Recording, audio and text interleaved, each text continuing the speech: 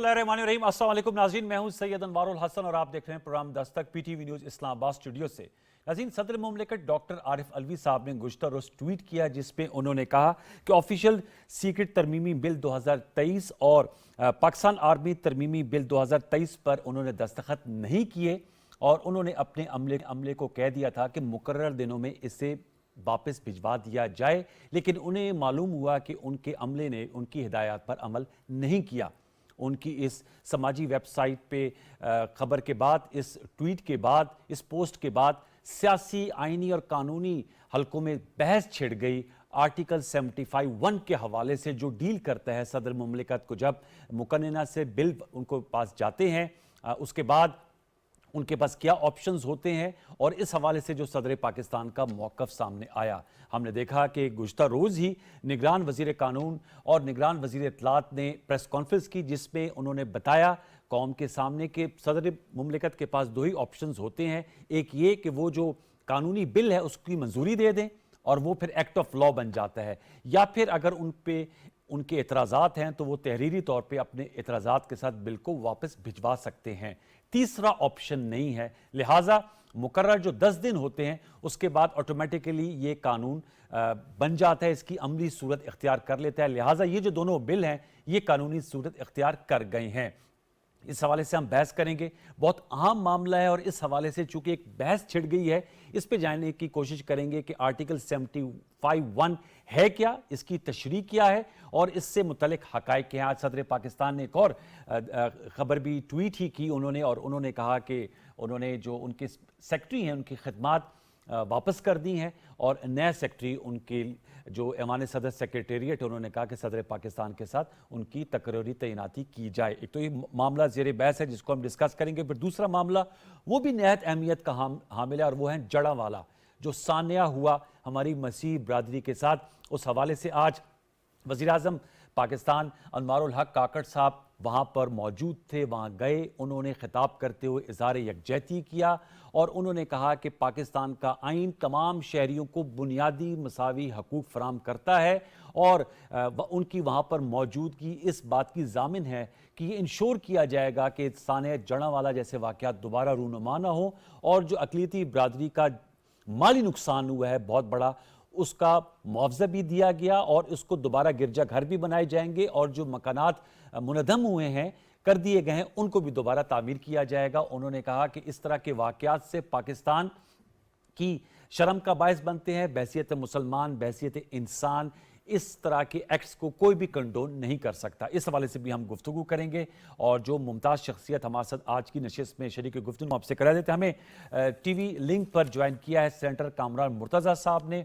आप माहिर कानून है, सुप्रीम कोर्ट बार एसोसिएशन के सदर रह चुके हैं, सेनेट ऑफ पाकिस्तान के रुकन हैं। सर आपका बहुत शुक्रिया, हमें इस्लामाबाद स्टूडियोज़ पे ज्वाइन किया। एस रिपोर्टर हैं और ज़बरदस्त किस्म की रिपोर्टिंग करते हैं सुप्रीम कोर्ट की, हाई कोर्ट की। हसनात मलिक साहब आपका सर बहुत शुक्रिया। और दौरान गुफ्तगू हमें इरफान कादिर साहब भी ज्वाइन करेंगे जो फॉर्मर अटॉर्नी जनरल और प्राइम मिनिस्टर के मामले खसूसी रह चुके हैं। दोनों मौजूद मेहमानों को फॉर्म वेलकम। मैं आपकी इजाज़त से कामरान मुर्तज़ा साहब से गुफ्तगू का आगाज़ करूँगा। कामरान साहब, पहले तो इस मामले पे आते हैं जो सदर मुमलिकत साहब ने का जो बयान सामने आया था, उस पर सर आपकी क्या कानूनी राय है? आर्टिकल 75(1) इस हवाले से बहस छिड़ी हुई है कि सदर साहब का ये कहना है कि उन्होंने दस्तखत नहीं किए। निगरान वज़ीर कानून साहब कहते हैं कि दो ही ऑप्शंस हैं, या तो एक्सेप्ट कर लें 10 दिन के अंदर, और अगर वापस करें तो इतजाज़ के साथ, और अगर खामोशी इख्तियार की गई तो फिर वो कानून तस्वर किए जाएंगे। देखिए, ऐसा मामला था जिसमें लम्हा बलम्हा जो है ना, वो चूंकि इंफॉर्मेशन आती गई और हमारी भी राय जो है वो थोड़ी सी ऊपर नीचे होती गई और होती जा रही है।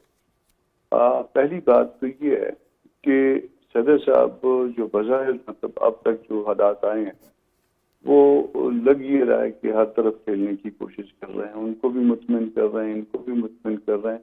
स्मार्ट मूव जो है वो उनके पार्ट पे वो करने की कोशिश कर रहे थे, जो मेरा ख्याल है कि वो स्मार्ट मूव जो है ना वो नहीं, चलते चलते जन आदमी ज्यादा स्मार्ट बनने की कोशिश करे तो आदमी उसमें स्मार्टनेस में गिर जाता है। तो ये ना खास स्मार्ट मूव थी। अच्छा, इन्होंने स्मार्ट मूव ये की कि उन्होंने ना तो उस पर ऑब्जेक्शन लगाया कि किसी चीज से या मैं एग्री करूंगी या एग्री नहीं करूंगा, और जब एग्री नहीं करूंगा तो उसमें जो मेरा डिसएग्रीमेंट होगा वो मैं मेंशन कर दूंगा उसमें कि ये मेरा डिसएग्रीमेंट है, हम सब जो है वो एग्रीमेंट नहीं कर रहे थे, हम गवर्नमेंटल पार्टी से थे। हमने अपना जो भी हमारा मौक़िफ़ था हमने सामने रख दिया, हमने आगे अपनी स्पीचेस किए और आज भी हम उस पर खड़े हैं, कायम है। मगर सदर साहब क्या कर रहे थे? सदर साहब ये कर रहे थे कि उन्होंने ये सोचा कि उन्होंने जो है ना इसको आर्टिकल 75 को इस तरह से पढ़ा जिसकी अभी तक स्टिल जो है ना वो इंटरप्रिटेशन जो है ना किसी बड़ी अदालत से, किसी दस्तूरी अदालत से रिक्वायर्ड है। उन्होंने इस तरह से पढ़ा कि इसका मतलब शायद इस तरह से होगा, मेरा जैसा कोई वकील मिल गया होगा उनको, तो वो उन्होंने पढ़ के अब वो उस पर उसको एतराज भी नहीं किया और उसको एक्सेप्ट भी नहीं किया और उन्होंने समझा कि इस तरह से कोई गैर मौसर हो जाएगा। या वकील साहब ने बताया होगा, जो भी लीगल एक्सपर्ट उनके साथ अच्छा तो राब्ते में होंगे, उन्होंने इस तरह से बताया होगा। तो स्मार्ट मूव ये थी कि खुश जो है ना उनको भी रखा जाए, इनको भी रखा जाए और बिल को भी गैर मौसर कर दिया जाए। अच्छा, अल्टीमेटली जो ना उनकी स्मार्ट मूव में अगले उनसे भी शायद ज्यादा स्मार्ट थे, उन्होंने इसको नोटिफाई कर दिया। अब वो स्मार्ट मूव उनके गले में पड़ गई है। उनकी जो ना पहले जो अपने साथी जो ना उसकी जद में आ गए। अब जब जद में आए तो उनसे पूछा तो उन्होंने आगे से फिर ये एक्सप्लेनेशन देनी शुरू कर दी। सदर साहब बज़ाहिर अब मैं जो ये 2 दिन जो खिचड़ी पक रही है उसमें लगता है कि सदर साहब जो है ना वो ज्यादा चालाकी में खराब हो गए। अच्छा और वो जो चालाकी उन्होंने की है अब उसमें गले पड़ी हुई है, अब उसके साथ निपटे। अब आज उसका भी स्टेटमेंट आ गया जो उनके जिसको इन्होंने आज ट्रांसफर किया था प्रेसिडेंसी से, उन्होंने भी कहा कि FIA से तहकीक करा लो। यानी अब स्टैंडर्ड ये रह गया है कि हमारे मुल्क का सदर या उससे मुतल्लिक मामला जो है वो उसमें FIA तहकीक करेगी कि उन्होंने ऑफिस को इतना जो है ना वो डिग्रेड कर दिया। अच्छा, अब आप ये मुझे बताएगा कामना साहब, आपने कहा कि आप सदर साहब के सेक्रेटरी की बात कर रहे हैं, अहमद वकार साहब की, कि उनके हवाले से ये बयान आए। अच्छा, दूसरा मुझे बताएगा इस पे एक कानूनी बहस भी है कि दस्तखत अगर ना किए जाएं तो वो, चूंकि आप ज़ाहिर कानूनी माहिर हैं, डीम्ड कि वो उनकी अप्रूवल हो गई है दस्तखत, क्योंकि जो निगरान वजीर कानून है उनका कहना था कि दस्तखत ना हो या हो, वो अगर उस पर कोई इतराज नहीं उठाया जाता तो वो तस्वर किया जाए कि कानून बन गया है। जबकि कुछ कानूनी माहिरीन की मैं राय सुन रहा था, जैसे बैरिस्टर अली जफर साहब हैं, आपके कुलीग हैं सेनेट ऑफ पाकिस्तान में, वो कहते हैं जब तक से दस्तखत ना हो तो वो फिर कानून तस्वर नहीं किया जाएगा। Your take sir. अनवर, इसमें मसला ये है कि हम जब किसी पार्टी से ताल्लुक रखते हैं तो हम उसको जो ना वो फिर उस अपनी उस राय को भी मोल्ड कर देते हैं पार्टी के स्टैंड के मुताबिक। यहाँ पे एम्बिग्विटी है। 1985 में यह अमेंड हुई और 1985 से पहले जो है ये 7 दिन था और उसमें जो है ना आर्टिकल 75 ए के साथ जब वो बिल्कुल क्लियर जो है वो लिखा हुआ था कि अगर ऐसा नहीं होगा तो ऐसा हो जाएगा, वो बिल्कुल क्लैरिटी के साथ था। मगर जब इसको अमेंड किया 85 में अच्छा, तो वो क्लैरिटी जो है ना वो 75(1) की खत्म हो गई। उसी एम्बिग्विटी को जो है ना या उन्होंने फॉलो नहीं किया या उसका फायदा उठाने की कोशिश की। अब वो जाएगा मामला इंटरप्रिटेशन के लिए कोर्ट में। वो राय को जो है ना वो हम रिजर्व रखते हैं। वो मैं इसलिए रिजर्व रखता हूँ कि मैं अदरवाइज बायसनेस का शिकार हूँ इन बिलों के हवाले से, तो इसलिए राय को इसको रिजर्व रखते हैं। मगर जहां तक सदर का जो है ना वो मूव है, वो मूव अब ये जाहिर हो रहा है कि वो शार्प मूव। ओके, मैं हसन आपसे जानना चाहूंगा, आप इस हवाले से क्या रखते हैं? आपको भी लगता है इसका मुस्तकबिल जो है वो सुप्रीम कोर्ट ऑफ पाकिस्तान में जाके फैसला होगा या high court is the appropriate forum? क्योंकि एक क्लैरिटी चाहिए होगी ना। सदर पाकिस्तान एक honourable highest officer, supreme commander है आर्म फोर्सेस के लिए, हमारी नहायत मोहतरम है एज ए स्टेट ब्रॉडकास्टर, उनकी जानिब से ये बयान सामने आया है कि जी मैंने दस्तखत नहीं किया और मैं इनके खिलाफ था, मैंने कहा था इसको गैर मौसर कर दें। जबकि जो निगरान ऑनरेबल मिनिस्टर हैं वो कह रहे थे कि तीसरा ऑप्शन ही नहीं है, 2 ही ऑप्शन होते हैं। लेकिन इस पे आपने देखा कि ओपिनियन बड़ी डिवाइड है। कुछ लोग कहते हैं कि जो इस वक्त सूरत हाल है इसमें एक्ट बन चुका है, नोटिफाई भी हो चुका है। अब वायरीज का मामला है। अब वायरीज चैलेंज अमूमन जो है वो हाई कोर्ट में होती है, लेकिन यहाँ सुप्रीम कोर्ट में भी कानून चैलेंज हुए हैं। नैब लॉ अमेंडमेंट देखें और देखें, रिव्यू के हवाले से, नजरसानी के हवाले से जो कानून बना वो भी सुप्रीम कोर्ट में डायरेक्ट चैलेंज हुआ। अब ये मैटर सुप्रीम कोर्ट में कौन लाएगा? एक तो तरीका ये है कि हुकूमत खुद जो है वो प्राइम मिनिस्टर केयर टेकर जो है वो एडवाइस करें सदर को कि आप आर्टिकल 186 के तहत एक सदारती रेफरेंस सुप्रीम कोर्ट में दायर करें। अच्छा। और इस मामले पे एक क्वेश्चन बना के इंटरप्रिटेशन कराएं, जिसके चांसेस कम लग रहे हैं कि मेरा नहीं ख्याल कि केयर टेकर हुकूमत जो है वो सुप्रीम कोर्ट में जाए और सदारती रेफरेंस फाइल करे। दूसरा है कि जी कोई और इस कानून को चैलेंज करे। अब इस हवाले से पीटीआई ने ये अनाउंस किया था कि हम चैलेंज करेंगे, लेकिन कहाँ चैलेंज करेंगे ये अभी क्लियर नहीं। गालिब इम्कान है कि वो सुप्रीम कोर्ट ही आएंगे, सुप्रीम कोर्ट में मामला देखेंगे। लेकिन बहुत से लोग जो हैं जिनसे बात हुई वो समझते हैं कि 18वीं तरमीम के बाद अगर ये सदर के पास जो इख्तियारात हैं जो बिल को ही उनके पास, क्योंकि आर्टिकल 50 के तहत जो है वो सदर भी पार्लियामेंट का हिस्सा है, तो उनको जो चीज़ें दी गई हैं, जो उनको पावर दी गई हैं कि अगर आपने रिजेक्ट करना है तो आपने उसमें रिकन्सिडर के लिए आप उनको सजेशन दे के मामला भेजें। बगैर सजेशन के अगर रिटर्न किया जाए तो वो उसकी कोई हैसियत नहीं देखें, एक तो उसमें ये चीज़ आ रही है कि सजेशन बताया जा रहा है कि सदर पाकिस्तान का कल ट्वीट के बाद ला मिनिस्ट्री को ये हुकूमत और प्रेसिडेंसी से वो सारी चीज़ें जो है वो हुकूमत को भेजी गई हैं, कल भेजी गई। अच्छा, शाम को आफ्टर द पोस्ट। यानी अब देखें ना, यकम को एक कानून जा रहा था उनके पास, सदर पाकिस्तान के पास किया 10 दिन थे, 2 अगस्त को गया ना मेरे ख्याल में आर्मी। यकम का बता रहे हैं। अच्छा, यकम को गया या 2 को चले, 12 अगस्त हो गया, 12 अगस्त हो गए। अब उसके बाद आपने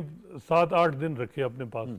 अब क्या वजह है ये तो अब क्यों इस वजह से आपने जो है वो अब यकदम आपने ये बात की है। लेकिन उनका मुल्क है सदर पाकिस्तान का कि उनके जो अमला है, उनका जो स्टाफ है, उन्होंने उनको सही तौर पे आगाह नहीं रखा, अपडेटेड नहीं रखा कि उन्होंने कहा कि वापस जा रहा है। बेहतर है फिर इसकी इंक्वायरी हो जानी चाहिए। एक हाई पावर्ड मेरा ख्याल है कोई ये कह भी नहीं, सेनेटर कामरान साहब की जो उनके सेक्रेटरी हैं जिनको अब हटा दिया गया है या उनकी सर्विस से कहा कि वापस कर दी जाए, उन्होंने शायद कहा है कि एफआईए के हवाले से इंक्वायरी इसकी करा लें।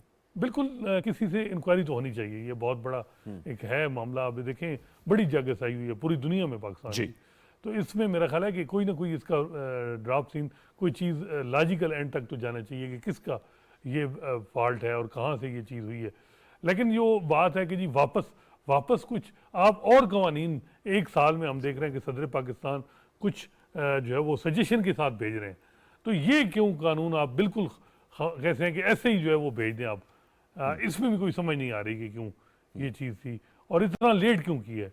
तो ये बातें हैं, लेकिन ये इसमें कोई शक नहीं कि ये एक दफ़ा मामला सुप्रीम कोर्ट में जाना चाहिए। बेहतर तो ये है कि 186 के तहत एक सदारती रेफरेंस जाए और उसमें बेशक सुप्रीम कोर्ट 2 दिन बैठ के इसका हल कि ये एक्ट बना है या नहीं बना, उस हवाले से कोई फाइनल अपनी राय दे। यही अमूमन देखा है कि जब इस किस्म की डिस्प्यूट आए हैं लीगल, तो सुप्रीम कोर्ट की मशवरा लिया गया है। अब ओपिनियन वकला की डिवाइड है, कुछ वकला हैं वो जो है वो सदर पाकिस्तान के साथ यानी वो ये समझते हैं कि एक्ट नहीं बना जी, और कुछ कहते हैं कि जी एक्ट बन चुका है। तो अब इसमें हल तो यही है कि फाइनल दूसरा ये है कि एक्ट बनाया, अब उसकी वायरी चैलेंज होंगी हाई कोर्ट में। कौन चैलेंज? पीटीआई जो है, पीटीआई जाएगी तो फिर ये मामला चलेगा। अब उसके बाद उन एक्ट के तहत कार्रवाइयाँ शुरू हो जाएंगी जी, जो इक़दाम करने हैं उस हवाले से। अच्छा, जो मकसद है, हाँ, ये मैं जानना चाहूँगा कामरान मुर्तज़ा साहब की, जो सर आपने कहा गिरफ्तारियां जो अमल में आई हैं, वाइस चेयरमैन पाकिस्तान तहरीक इंसाफ शाह महमूद कुरैशी साहब की गिरफ्तारी अमल में आई है और पीटीआई की गिरफ्तारी भी डाल दी गई है, असद उमर साहब से भी तफ्तीश की गई है। खबर ये थी, ज़रा अगर खबर ठीक है तो इस हवाले से ज़रूर आगाह कीजिएगा, गाइड कीजिएगा, और अगर नहीं ठीक तो तस्दीक कीजिएगा कि ये नए एक्ट के तहत गिरफ्तारी अमल में नहीं आई है, पुराने ऑफिशियल सीक्रेट एक्ट के तहत गिरफ्तारी अमल में आई है। एम आई राइट सर कामरान साहब? ऐसा है कि अगर फर्ज करिए कि ये कानून बना है जिस तारीख को भी, तो उसको रिट्रोस्पेक्टिवली तो आप अप्लाई नहीं कर सकते ना। तो ये जो अमेंडमेंट है वो अमेंडमेंट जो है वो उनके लिए एप्लीकेबल नहीं होगी। उनके लिए वही पुराना कानून होगा। माशा एक शायद नैब के कानून के बाकी जो ना हम किसी जो पीनल प्रोविजंस होती हैं उसको रिट्रोस्पेक्टिवली अप्लाई नहीं करते, तो यहाँ पे भी रिट्रोस्पेक्टिवली अप्लाई नहीं होगा। मेरा ख्याल है कि पुराने कानून के तहत ही होगा। मगर स्टिल जो मलिक साहब एक बात कर रहे थे इसकी वायरिस के हवाले से, मगर वायरिस के हवाले तो आर्टिकल 8 के पैरामीटर पे तो अलग उसको जो है एग्जामिन किया जा सकता है। मगर यहाँ पे तो सवाल और है। सवाल ये है कि इसमें सदर के खामोश रहने पे, अगर वो खामोश रहें, ना सिंध करें, ना उस पर ऑब्जेक्शन करें, तो फिर उसका जो ना इफेक्ट क्या होगा, इस सवाल को भी आंसर करना है। इस पे या तो मोटो ले लिया सुप्रीम कोर्ट की तरफ से, या फिर सदर खुद रेफरेंस कर दे अगर वो बड़े कॉन्फिडेंट है कि जी इसका बताइए अब मगर यहाँ पे उन्होंने जो ना वो मेरा ख्याल है उसमें उस क्रीज से बाहर निकले हैं। क्रीज से बाहर इसलिए निकले हैं कि उसको ट्वीट करके उन्होंने जो ना वो किया है। तो जब आदमी ट्वीट करता है तो वो फिर जैसे हम करते हैं तो हम सियासत कर रहे होते हैं, पॉलिटिक्स कर रहे होते हैं, पार्टीशन होते हैं। तो सदर को जो है ना इसका बड़ा आसान था तरीका। अगर कोई हुआ भी था तो वो इंटरनली जो है ना वो बुलवा लेते, लॉ डिपार्टमेंट को भी बुला लेते, दूसरों को भी बुला लेते, बैठ जाते, सर जोड़ के बैठ जाते और उसके बाद जो है ना उस मामले का कोई हल निकालते। ये बिल्कुल दुरुस्त है कि वो बहुत जगह इंसाई हुई है। पहले हम ये समझ रहे थे कि शायद सदर के किसी ने जाली दस्तखत कर ली है या सदर को धोखा दे के वो आगे से वो कर लिया है, मगर यहाँ तो बात धोखे की नहीं हुई। यहाँ तो सदर खुद एक उसमें थे कि इस तरह से गैर मौसर हो जाएगा। जब वो गैर मौसर करने के चक्कर में थे उसका इफेक्ट क्या होगा, अब वो इफेक्ट जी दस्तूरी अदालत हो उसने डिसाइड करना है इसको। ओके सर, एक छोटा सा वक्फा लेते हैं, वक्फे बनाएंगे तो इस गुफ्तगू को आगे ज़्यादा जानने की कोशिश करेंगे और फिर we will switch over to Janawala. लेकिन चाहेंगे कुछ और नुकात हैं जो ज़रा तवज्जो तलब भी हैं और उसके जवाब भी लेने की कोशिश करेंगे। छोटा सा वक्फा लेते हैं, दोबारा लौट के आते हैं, हमारे साथ रहिए।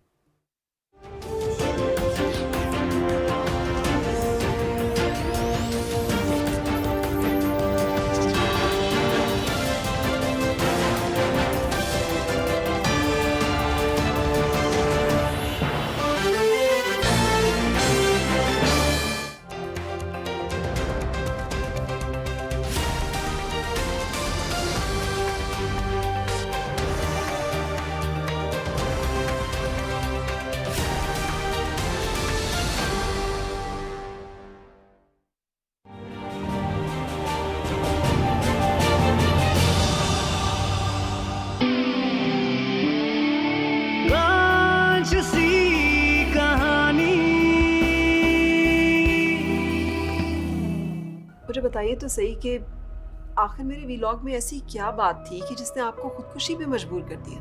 खुदकुशी के इक़दाम तक पहुंचने का आगाज इसी प्यारी लड़की की वजह से हुआ। यानी आपने असरा की तस्वीर फोटोशॉप की? जहां से मेरी बर्बादी का आगाज हुआ। मैंने तुम्हें कोई धोखा नहीं दिया, बल्कि इस सब के बावजूद ना मैंने तुमसे अपना ताल्लुक खत्म नहीं किया। इंसान की इज्जत काज की सी होती है। हमजा जी, क्या किया तूने? क्या किया? क्योंकि माफ करने का हौसला मेरा अल्लाह सिर्फ बेगुनाह को देता है। मैंने उसे माफ कर दिया। कहानी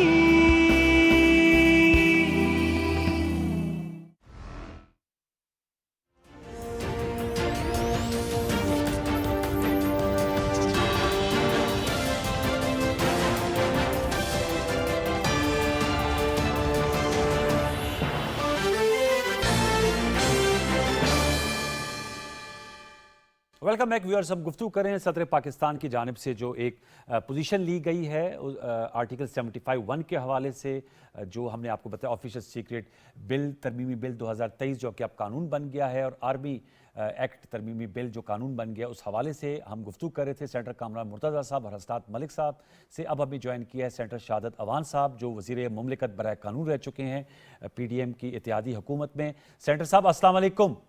वालेकुम सलाम अनवार साहब। सर बहुत शुक्रिया शहादत अवान साहब। सर आपसे जानना चाहूँगा सर, क्या आप भी वज़ीर कानून भी रहे हैं, ख़ुद एक सेनेटर भी हैं, यानी कि लेजिस्लेटर भी हैं और एग्जेक्टिव भी रहे हैं और ऑब्वियसली लॉयर भी रहे हैं। सर बताइए कि इस हवाले से रहनुमाई कीजिएगा, अब इसका क्या मुस्तकबिल है? सदर साहब ने एक वाज़ेह पोजीशन लिया आज अपना, उन्होंने जो सेक्रेटरी हैं उनकी खिदमात भी वापस कर दी हैं, कामरान मुर्तज़ा साहब ने भी अपना मौक़िफ़ दिया, हसनात मलिक साहब सीनियर सहाफ़ी हैं वो भी बात कर रहे हैं। आपकी रहना जानना चाहूँगा, चूँकि आपने तो वजारत कानून में को चलाया भी है 16 माह, क्या कहेंगे शहादत अवान साहब? अनवार साहब, मैं सबसे पहले तो गुजारिश ये करूं कि ये बड़ा मेरे लिए तो सदमा वाली बात है कि इतने बड़े ऑफिस में से, प्रेसिडेंट के ऑफिस में इस किस्म की सूरत हाल पैदा हुई है जिसमें पूरी दुनिया में हमारे पाकिस्तान की जग हसाई हो रही है। तो प्रेसिडेंट साहब को अपना इन हाउस जो है कंट्रोल रखना चाहिए था, लेकिन अब सूरत हाल ऐसी है कि ये आप देखें, ये दोनों कवानीन जो हैं, जो कि 2 ईमानों से पास होकर सदर साहब तक पहुंचे थे, तो सदर साहब अपनी आईनी जिम्मेदारी जो है, अगर वो ये वाली अगर वो प्ली उनकी है, तो मैं समझता हूँ कि आईनी जो उनकी जिम्मेदारी थी उससे ओहदा बरा नहीं हो सके। कि उनको या तो उसकी एसेंट देनी थी या उनको अपनी वजूहात के साथ बिल वापस करना था। अजीब बात है कि वो आइन की नई इंटरप्रिटेशन हो गई है। ये देखें, अगर ये बिल ज्वाइंट सेशन से गया होता तो फिर तो जो है वापस करने वाली बात या न करने वाली बात पे ऑटोमेटिकली जो है ना वो लॉ बन जाता। लेकिन बात ये है कि यहाँ तो सदर के पास दो ही ऑप्शन है कि या आप उसकी जो है इजाजत दे दें या आप उसके ऊपर आपने जो है इतराजात लगा के वापस कर दें। तो अब बात ये है कि 10 दिन उस बिल के ऊपर बैठे रहना और फिर कह देना जी जब से वहाँ पे वापस जो है वो बिल बाकायदा कानून बन गया, उसके बाद 24-36 घंटे के बाद ये कह देना कि जनाब ये तो मेरे साथ ऐवान सदर में चीटिंग हो गई है और मैं सेक्रेटरी को वापस भेज देता हूँ। मेरा ख्याल ये जगह सही के अलावा कोई बात नहीं। अब ये कानून बन चुका है, कानून बनते रहते हैं, कानून रिपील होते रहते हैं। तो मेरा ख्याल में इस पे अब ये है कि कोई ना कोई जब जो है जिस तरीके से उन्होंने माफी मांगते हुए कहा कि जो इसका शिकार होगा उन लोगों से मैं माफी मतलब जो मुतासर होगा उनसे मैं माफी मांगता हूँ, तो वो कोई मुतासरा फरीक कभी ना कभी कोर्ट कचहरी जाएगा तो उस वक्त जो वक्त होगा तो अदालत उसके ऊपर कोई ना कोई इस कानून के ऊपर मेरे ख्याल में अपनी राय जनी करे। लेकिन सेनेटर साहब, आप भी समझते कि कंट्रोवर्सी जो है वो पैदा हो गई है, इस कंट्रोवर्सी को कैसे खत्म किया जा सकता है?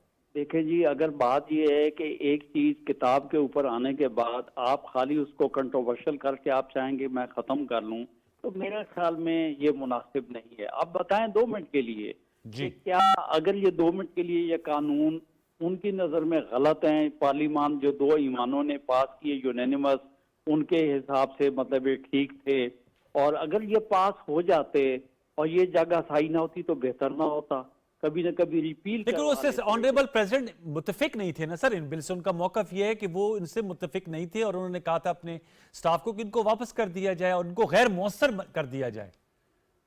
तो आपका कहना बिल्कुल बजा है। तो फिर प्रेसिडेंट साहब को जब उनके इल्म में ये बात आ गई थी तो प्रेसिडेंट साहब को उसके खिलाफ एक्शन लेने चाहिए था। अगर प्रेसिडेंसी में इस किस्म की कोई सूरत हाल हुई है तो भाई बात ये इतना बड़ा अदारा है, उनके पास इतनी बड़ी एजेंसीज हैं, तो कम से कम ये तो जानते हैं खाली एक ऑफिसर को जो है वापस जो है एस्टेब्लिशमेंट के पास भेज देना। आप क्या समझते हैं इतनी बड़ी कोताही उसका? ये मेरे ख्याल में क्या यही खाली यही हाल है कि एक आदमी वापस अपने डिपार्टमेंट में चला जाए, एक ही आदमी? इसका मतलब है कि जिसको उन्होंने मुरद इल्जाम ठहरा, भी मैं टीवी पे देख रहा था, तो वो कहते हैं ये तो बिल वापस ही नहीं गया जी। अब उनकी एक और कंट्रोवर्सी नई आपने शुरू कर दी या हो जाएगी।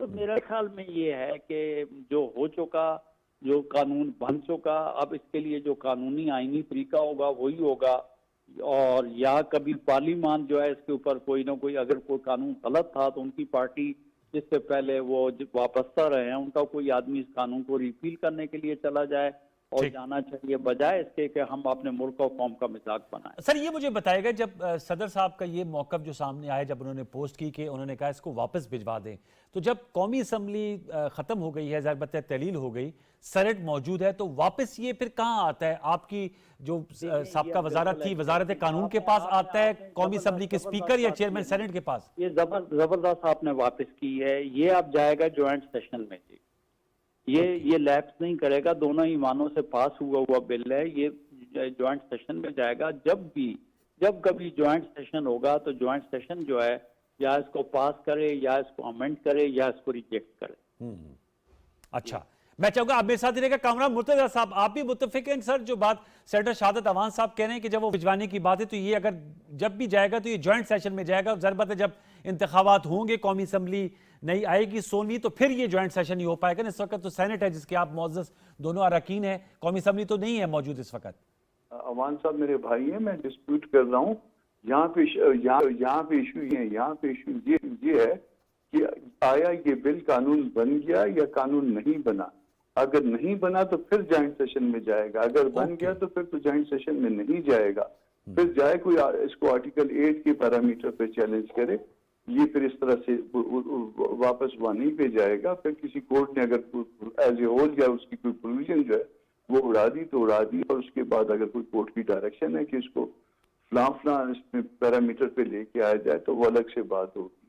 मगर मैं बहुत एहतराम के साथ में अपनी भाई के कि ये वापस इस सूरत में नहीं जाएगा, इस सूरत में तो नोटिफाई हो गया, गजट हो गया। हाँ, ये अगर कहीं कोर्ट कह दे कि नहीं इसका मतलब ये था कि ये जो है ना साइन ना करने का मतलब या इससे गैर मौसर हो जाता है, तब वो ये सूरत हाल पैदा हो सकती है, अदरवाइज नहीं हो सकती। आप भी कुछ अस्नात कहेंगे इस हवाले से, फिर हम आगे बढ़ेंगे। देखिए मेरा ख्याल है ये पावर देना सदर को कि अगर वो एक टाइम लिमिट के बाद बेशक वो 2-2 महीने 3-3 महीने एक बिल रख के बैठे और ऐसे ही फिर वो वापस कर दे, ये तो 18वीं तरमीम की नफी होगी। नहीं, अब तो 10 दिन की है अब ना देखें मियाद। नहीं, ये देखें जितना ये तकरीबन एक बिल तो आया है 18 से 20 दिन बाद आया। जी अब क्या एक सदर के पास बिल आते हैं और वो बिल वो रोक के बैठ जाते हैं, जब असम्बली ख़त्म हो जाती है फिर वो वापस करते हैं, उसकी रेमेडी भी नहीं है।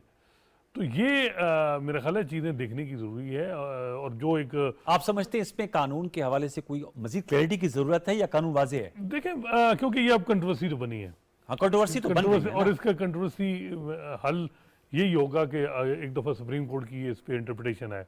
लेकिन मेरा ख्याल है जो पार्लिमानी सिस्टम है, सदर को अब इतना बड़ा इख्तियार अगर इस तरह दे दिया जाए कि वो एक तो आइन में लिखा है ना कि आपने अगर रिजेक्ट करना है तो एक सजेशन के साथ आप भेजें मामला, ये जो रख के बैठ जाना और फिर टाइम मजीद और जब असम्बली ख़त्म हो जाए और फिर आप भेज रहे हैं, उसका कोई रेमेडी भी नहीं। बहुत से बिल वापस भेजे, 13 बिल, उनमें तो इतराजात सदर मुमलिकत ने लगाए थे, इस पे नहीं लगाए। वही मैं ऐसा कह रहा कोई हूँ बिल है जो सदर साहब ने इससे पहले भी जिस पे बगैर इतराज लगाए वापस किया? नहीं, कोई ऐसा कोई नहीं, ऐसा मेरा नहीं ख्याल। हाँ, मैं इसी जानना चाह रहा था कि कोई ऐसा लेकिन फिर भी प्रेसिडेंट है?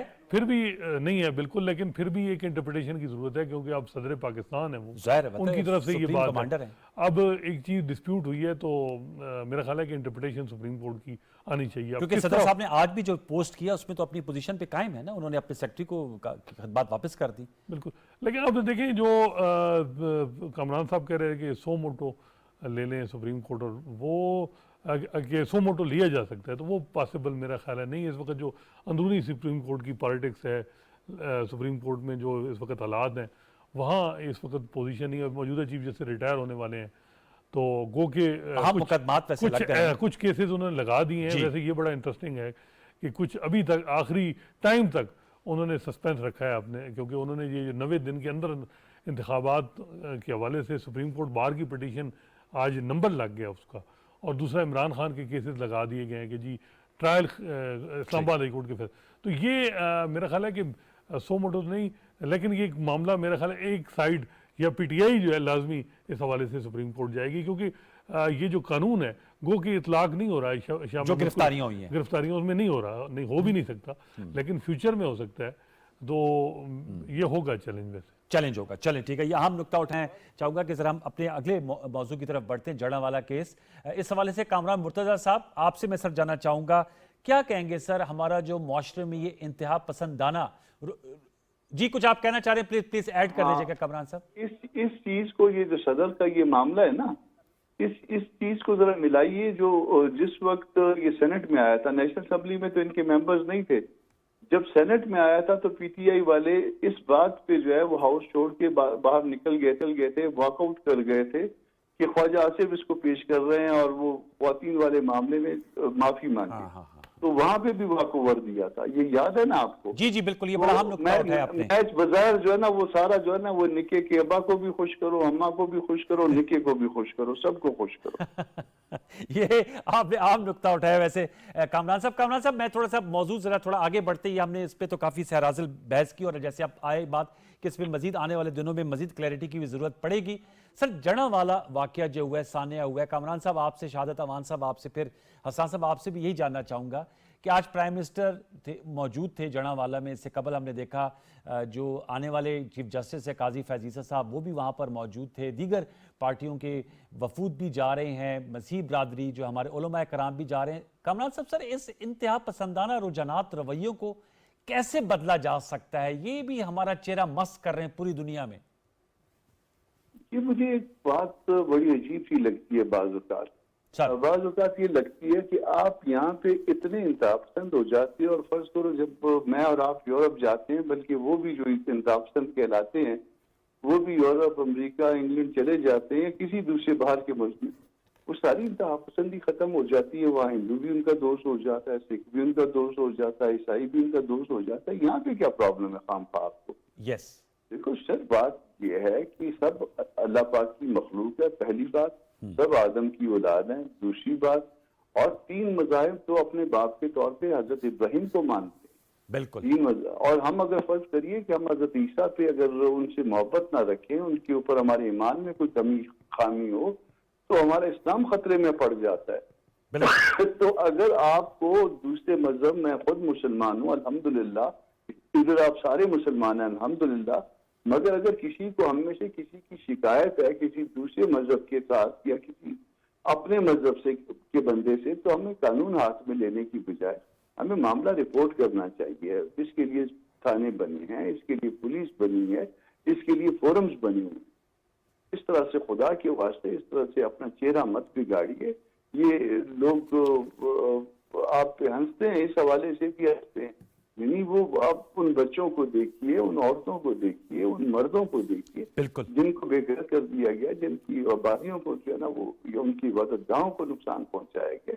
ये मेरा ख्याल है बात है। किसी एक शख्स ने अगर किया था, कोई फर्ज करते हैं 1 मिनट के लिए, तो उसकी सजा क्या सारी कम्युनिटी को देनी चाहिए? कतन नहीं। मैं अगर कोई बुरा मुसलमान हूं तो इसका मतलब है सारे मुसलमानों को मेरी वजह से सजा मिलनी चाहिए, तो इस तरह से ना। इंपॉर्टेंट बात है। शहादत अवान साहब, सर आप क्या कहेंगे इस हवाले से? तो आप हैं हमारे साथ? पहले तो हम बिल्कुल, मैं बहुत देर से हूँ। पहले तो मैं बात ये कहूँ कि एक बात में मैं क्लैरिफाई आपको करूँ कि आपने कहा कि अगर ये बिल वापस ना आया होता तो मैंने कहा ज्वाइंट सेशन में जाता, कहीं कंफ्यूजन क्रिएट ना हो, क्योंकि मुर्तजा भाई जो है अपना कामरान मुर्तजा साहब ये समझे कि मैं ये कह रहा हूँ कि ज्वाइंट सेशन में इस सूरत हाल में नहीं, अगर वापस ना आया होता या वो बिल लैप्स ना करता ज्वाइंट सेशन में जाता। लेकिन अब तो सिचुएशन ही अजीब हो गई है, एक्सेप्शनल किस्म की होगी। ये बात रिकॉर्ड पे रखिएगा, इस सूरत हाल में ज्वाइंट सेशन की फिलहाल कोई सूरत हाल नहीं है। बाकी ये रह गया कि मैं बताऊं, ये बड़ा दिल अंदो किस्म का वाकया है, सान्या है। तमाम मज़ाहब के लोग, हम खासकर मुसलमान जो हैं, जिस तरीके से हमारी इलामी किताब के साथ हुआ, उसके लिए हम बहुत दुखी हैं। और मैं ये कहता हूँ हर मजहब को दूसरे मजहब का जो है वो पास रखना चाहिए। कामरान मुर्तजा साहब ने सही बिल्कुल बजा तौर पे कहा कि हम मुसलमानों के लिए तो मैं समझता हूँ कि जो हजरत ईसा अलैहिस्सलाम जो है उनका जो है बिल्कुल एहतराम वाजिब है, और पाकिस्तान में इस किस्म की सूरत हाल नहीं होनी चाहिए, और कानून के मुताबिक जिसने जो कुछ किया उसको करार वाकई सजा भी मिलनी चाहिए। ठीक, बहुत शुक्रिया सेंटर शहादत अवान साहब, सेंटर कामरान मुर्तजा साहब, बहुत शुक्रिया। असाद मलिक साहब हमारे साथ मौजूद हैं। व्यूअर्स, एक छोटा सा वक्फा लेते हैं, वक्फे के बाद आएंगे तो साना जड़ावाला पे गुफ्तगू को मजीद आगे बढ़ाएंगे। हमारे साथ रहिए।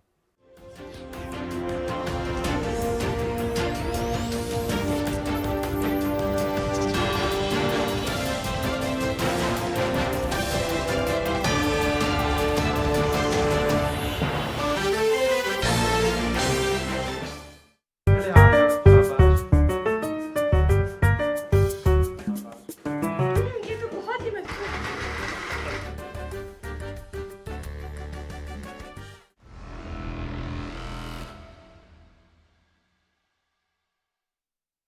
मैं हूं आपकी होस्ट रिदा अहमद और आपके लिए ला रही हूं एक बहुत ही इंटरटेनिंग शो क्रिएटिव किड्स। इसमें आपके लिए हैं ढेर सारे surprises, gift hampers, star kit, art and crafts, story time, games, music, स्किट्स, junior chef और बहुत कुछ। तो देखना मत भूलिएगा creative kids, only on PTV home.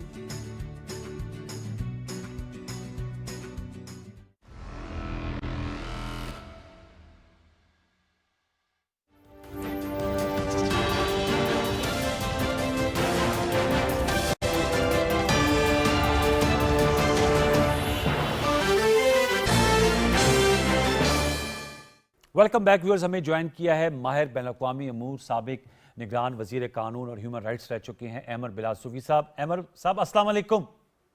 जी वालेकुम अस्सलाम। अहमर बिलाल साहब, सर इस हवाले से हम गुफ्तगू करें। जड़ावाला वाकया जो हुआ है इंतहाई अफसोसनाक है, और मैं समझता हूँ कि जहाँ हम ह्यूमन राइट्स वायलेशन की बात करते हैं, दीगर चाहे वो यूरोपीय ममालिक हैं जहाँ पर इंतहाई जिसे कहते हैं बेहुरमती के वाक़यात पै दर पै हो रहे हैं, फिर अपने हमसाय मुल्क की बात करते हैं जहाँ इंसानी हकूक़ की पामाली हो रही है, लेकिन हमें आ रही बैक यार्ड जड़ावाला जो कि सेंट्रल पंजाब फैसलाबाद के साथ है, वहाँ पर इस तरह के वाक़े का होना, क्या कहेंगे सर इस हवाले से?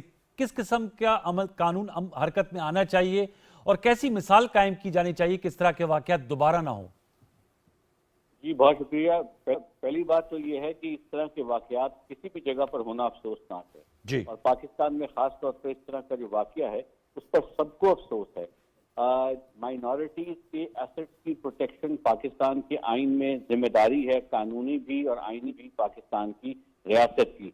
इसी तरह जो बैनुल अक़वामी कवानीन हैं वो भी यही कहते हैं कि माइनॉरिटीज की प्रोटेक्शन जरूरी है, और पाकिस्तान के आइन के अंदर आर्टिकल 36 भी यही कहता है। उसके अलावा हमारा कुरान, इस्लाम और सारा जो हमारे जूरिस्प्रूडेंस है वो माइनॉरिटीज की प्रोटेक्शन के फ्रेमवर्क में है। मैं समझता हूं कि इस वाक़े के बाद हुकूमत पाकिस्तान ने जो इक़दाम किए हैं वो खासे जिम्मेदाराना इस पॉइंट ऑफ व्यू से हैं कि ये एक स्टेट रिस्पॉन्सिबिलिटी का पैराडाइम है इंटरनेशनल लॉ में। स्टेट ने अपने आप को डिस्टेंस किया है उन लोगों से जिन्होंने चर्च को और इसी तरह मसीह बरादरी की प्रॉपर्टी को तबाह किया है, या उसको आग लगाई है या उसको डिफेस किया है, और उनके खिलाफ कानूनी चाराजोई की है। FIR काटी गई हैं और उनको गिरफ्तार भी किया जा रहा है, और उस पर इन्वेस्टिगेशन भी होगी और केस भी चलेगा। FIR काटने का मतलब ये है कि रियासत ये समझती है कि ये अमल करने वाला हर शख्स जो है उसने गलत काम किया है, तो रियासत अपनी जिम्मेदारी जो बैनुल अक़वामी कानून के फ्रेमवर्क में रियासत के ऊपर आयद है उसको डिस्चार्ज कर रही है। तो चाहे वो कोई भी फॉर्म एंड शेप ले सकती है, कॉम्पनसेशन की भी हो सकती है, प्रोसिक्यूशन की भी हो सकती है, एडमिनिस्ट्रेटिव और एग्जेक्टिव हम मांगी की भी हो सकती है। और वो काम मेरा ख्याल है रियासत आज भी prime minister, caretaker prime minister जो है वहाँ गए हुए हैं, चीफ मिनिस्टर भी गए हुए हैं। तो मैं समझता हूँ ये पॉजिटिव इक़दाम हैं जो ये मैसेज दे रहे हैं कि पाकिस्तान की रियासत जो है वो माइनॉरिटीज की प्रोटेक्शन को अंडरराइट करती है। अहम नुकात उठाए हैं अहमद भाई, लेकिन ये मुझे बताएगा कि जो गिरफ्तारी अमल में आई हैं, FIR भी दर्ज हुई है, आप समझते हैं कि उन्हें करार वाक़ई सज़ा मिलनी चाहिए ताकि एक मैसेज लाउड एंड क्लियर जाए कि इस तरह की जो इक़दामात हैं वो नाकाबिले कबूल हैं, क्योंकि कवानीन हमारे यहाँ मौजूद हैं, असल मसला उन पर अमल दरामद का हो जाता है। जी आप बिल्कुल सही कह रहे हैं, और इसकी प्रोसिक्यूशन रिस्पॉन्सिबल तरीके से होनी चाहिए। पंजाब में और मुख्तलिफ सूबों में भी आपके पास प्रोसिक्यूशन एजेंसीज मौजूद हैं, प्रोसिक्यूशन का पूरा सर्विस स्ट्रक्चर है, तो उसके थ्रू अगर प्रॉपर तरीके से इसको प्रोसिक्यूट किया जाए, एविडेंस भी अवेलेबल होनी चाहिए, लोगों को भी गवाही देनी चाहिए, ताकि ये लोग जिन्होंने इस तरह का काम करके पाकिस्तान की रियासत फेडरेशन को एम्बेरस किया है वो कैफरे किरदार तक भी पहुंचे और एक स्ट्रॉन्ग मैसेज जाए कि इस तरह की बात को बर्दाश्त नहीं किया जाएगा। मैं चाहूँगा हसन, जो अहमद बिलाल साहब बात कर रहे हैं और उन्होंने कहा कि रियासत ने आपको डिस्टेंस किए हैं ऐसे अनासर के साथ जो इस फेल के मुर्तकिब हुए हैं। हम बात करें निगरान वज़ीर-ए-आज़म अनवारुल हक काकड़ साहब आज मौजूद थे, इससे कबल हमने देखा ओवर द वीकेंड आने वाले चीफ जस्टिस काजी फैज़ ईसा साहब भी अपनी फैमिली के साथ वहाँ पर मौजूद थे और वो भी वहाँ पर मिले और उन्होंने भी बड़ा दो टोक एक पैगाम दिया। क्या कहेंगे इस हवाले से?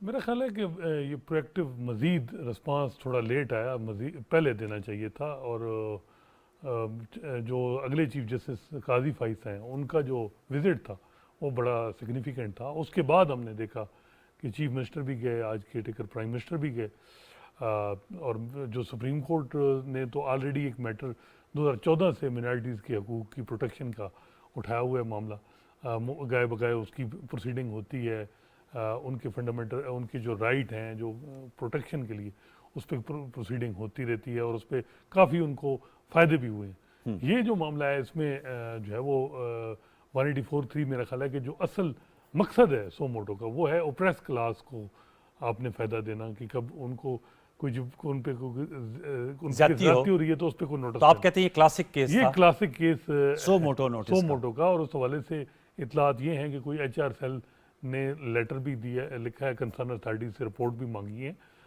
आज ये भी एक खबर थी कि वो मैटर जो है वो टेकअप होगा, कोई एक दरख्वास्त भी आई सुप्रीम कोर्ट में, और भी कुछ डेवलपमेंट हुई है सुप्रीम कोर्ट में, तो मे भी ये मैटर सुप्रीम कोर्ट में भी आए, क्योंकि ये बड़ा इंपॉर्टेंट मैटर है। और 184(3) का इस्तेमाल ही जो असल इसी ये है कि जब इस किस्म के वाक़यात हों तो फ़ौरन जो है उस पर नोटिस लेना चाहिए। और चीफ जस्टिस साहब जो हैं मौजूदा वो भी मेरा ख्याल है कि उन्होंने जो है वो इतला दिए हैं कि वर्किंग चल रही है। अहमद बिलाल साहब, सर आप चूँकि लॉ मिनिस्टर भी रह चुके हैं, ह्यूमन राइट्स के हवाले से भी आप वज़ीर भी रहे हैं और इस हवाले से पाकिस्तान का मुकदमा भी आलमी अदालतों में लड़ते और पेश करते हैं। सर मैं ये जानना चाहूँगा, एक तो हम कानून की बात कर रहे हैं, कुछ माशरती रवैयों में भी तब्दीली की ज़रूरत है। आप समझते हैं कि बैसियत पाकिस्तानी, बैसियत मुसलमान, हमें अपने रवैयों पर भी नज़रसानी करनी चाहिए?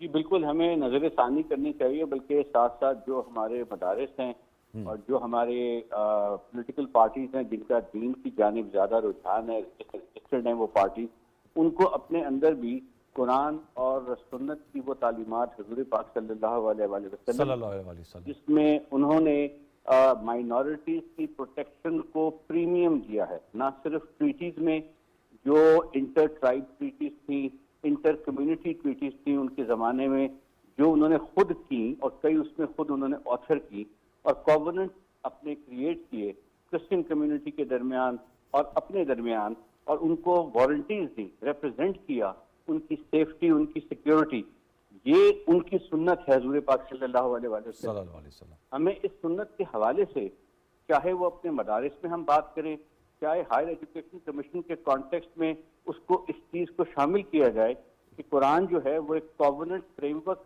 आपके लिए बनाता है और उस कॉवेनेंट में एक कॉवेनेंट ये भी है कि आपने माइनॉरिटी के साथ बर्ताव बेहद अच्छा करना है। उसकी वजह ये है कि कुरान ये चाहता है कि इस्लाम की तरफ लोग आए थ्रू फ्री विल। अगर आप उस पर जबरदस्ती और कोर्सिंग करेंगे तो वो फ्री विल जो कुरान का एसेंस है वो कॉम्प्रोमाइज होगी। तो आपने उनको प्रोटेक्ट करना है, अपना पैगाम उन तक पहुंचा हुआ है या पहुंचाएं और let it be up to them to make up their mind. तो ये नैरेटिव जो है जो हमारी असास है हमारे रिलीजन की, हमारे कल्चर की, और फिर कायद आजम का तो आपके सामने ही है कि उनका कितना एम्फेसिस था माइनॉरिटीज के ऊपर और उनके पास ये चीज बड़ी वाज़ेह थी कि माइनॉरिटीज का रोल है पाकिस्तान की तरक्की में और इकोनॉमिक प्रोग्रेस में। और इकोनॉमिक प्रोग्रेस के लिए उन्होंने माइनॉरिटी रिलेटेड फैमिलीज को हाथ से पकड़ कर उनको इकोनॉमिक सक्सेस पकड़ाए थे। तो मैं समझता हूँ इस असास के इसको हमें अपने पॉपुलर नैरेटिव का हिस्सा बनाना चाहिए। और जो एक बात होती है कि हम कुछ चीज़ें स्टैंडर्डाइज करें, कुछ खुतबात जो हैं वो जो हमारी ऑफिशियल मसाजिद हैं उनमें हम इन चीज़ों को बार बार इनको सामने लाएं, तो मेरा ख्याल है कि इस चीज़ पे इंटरनलाइज हो जाएगी कि माइनॉरिटीज के साथ सलूक करना बहैसियत एक मुसलमान हमारा फर्ज है, बहैसियत पाकिस्तानी और बहैसियत एक जिम्मेदार शहरी के बैनुल-अक़वामी कम्युनिटी के।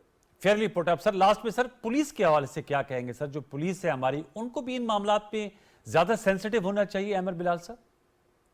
जी बिल्कुल, पुलिस को होना चाहिए कि पुलिस का जो कानून है और उसके साथ पुलिस तो डिस्ट्रिक्ट की ऑन ग्राउंड कस्टोडियन है, शहर की कस्टोडियन है और उसको तो ज्यादा अलर्ट होना चाहिए। उसके पास ज्यादा कॉशन फ्रेमवर्क होता है जिसमें उनको ये इंफॉर्मेशन आती है कि किस वजह से, किन हालात की वजह से कौन से ग्रोह, कौन सी मजहबी एंटिटीज ऐसी हैं जो लॉ एंड ऑर्डर को खराब कर सकती हैं।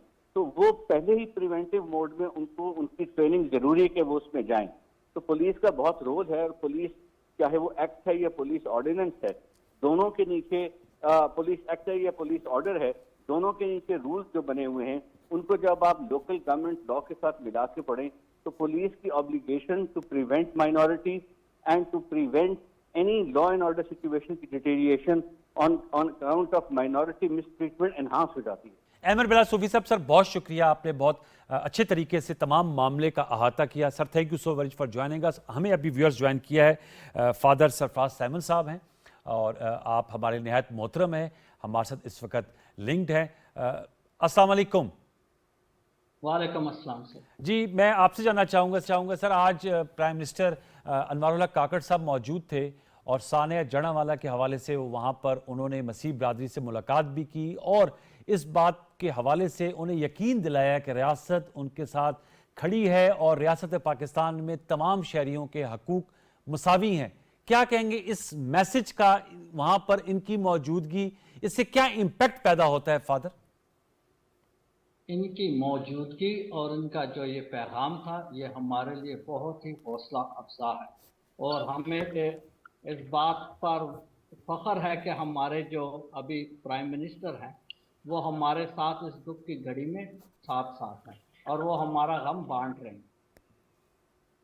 हमने देखा कि आने वाले जो चीफ जस्टिस हैं जस्टिस काजी फैजीसा साहब वो भी ईसा नगर गए थे और वहाँ पर उन्होंने भी जो है इज़हार यकजहती का भी कहा और जो इससे मुतल्लिक रियासती पैगाम है, क्योंकि सुप्रीम कोर्ट ऑफ पाकिस्तान का बड़ा मोतबर इदारा है, उस हवाले से भी बात की। मैं आपसे जानना चाहूँगा कुछ इस हवाले से बताइएगा, क्या हाई प्रोफाइल विजिट से जो एहसास तहफ़्फ़ुज़ है वो बढ़ता है?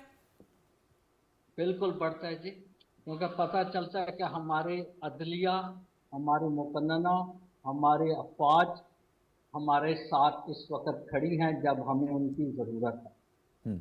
लेकिन जो बात ये है कि इनको हमारे साथ रहना चाहिए उस वक्त तक जब तक कि ये ऐसे शरपसंद अनासर को कैफरे किरदार तक नहीं पहुंचाया जाता, हम उस वक्त तक मुकम्मल मुतमईन तो नहीं हो सकते। लेकिन इनके आना और इनके पैगामात यकीनन हौसला अफजा है। अहम आपने नुक्ता उठाया और आप समझते हैं पूरी दुनिया में बशमूल पाकिस्तान जो इंतहा पसंदाना रवैये हैं इनमें हमें तब्दीली लाने की ज़रूरत है, और स्पेशली जो हमारी आप जैसी रिलीजियस क्लास है उनको भी सर जोड़कर बैठकर एक इत्तेहाद, यगानगत और एक दूसरे के मज़ाहिब के एहतराम के रिश्ते को आगे बढ़ाने में अपना कलीदी किरदार अदा करना चाहिए। जी बिल्कुल, हम तो रोज़े अव्वल से बैनुल मज़ाहिब इत्तेहाद के कायल हैं और उसके लिए भरपूर कोशिशें जारी हैं। अब भी जो रोमन कैथलिक चर्च है उनके जो रूहानी पेशवा हैं पोप फ्रांसिस साहब, आपने देखा है कि वो आलमी सतह पर इस बात की कोशिश कर रहे हैं कि दोनों मज़ाहिब के जो लोग हैं वो आपस में एक दूसरे के करीब आ जाए। उसकी बड़ी वजह यह है कि दोनों मज़ाहिब की तालीमात में बहुत ज़्यादा मुमासलत पाई जाती है। और अब आपने देखा उन्होंने मुफ्ती आज़म से न सिर्फ मुलाकात की बल्कि उन्होंने उनके साथ मिलकर एक डॉक्यूमेंट भी बनाया सुलह के नाम से, जो शाया भी हो और पूरी दुनिया में उसको पढ़ा गया। उसके बाद जो हमारे पाकिस्तान में हमारी जो Catholic Roman Catholic bishops conference है पाकिस्तान की, उनके खास तरजीहात में शामिल है कि वो पाकिस्तान में बैनुल मज़ाहिब इत्तेहाद के फ़रोग़ के लिए हर किस्म की कोशिश करें।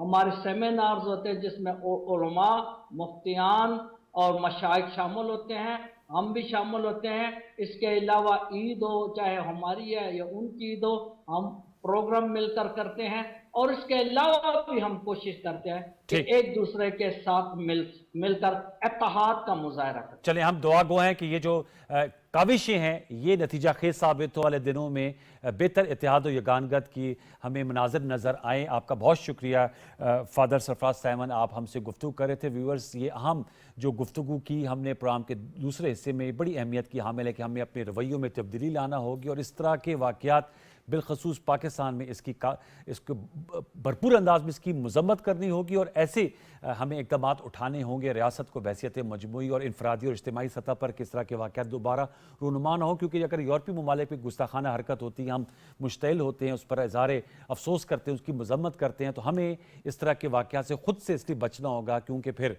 ज़ाहिर सी बात है इस तरह के वाक़यात अगर होंगे तो फिर वहाँ से भी आवाज़ें आएंगी। प्रोग्राम दस्तक में यही आज का टेक अवे है। जो नशिस्त हमने की उस पर अपना फीडबैक दीजिएगा फेसबुक और ट्विटर पर। कल तक के लिए सैयद अनवारुल हसन और प्रोग्राम दस्तक की प्रोडक्शन टीम को इजाज़त दीजिए। अपना बहुत सा ख्याल रखिए। अल्लाह ने के बाद।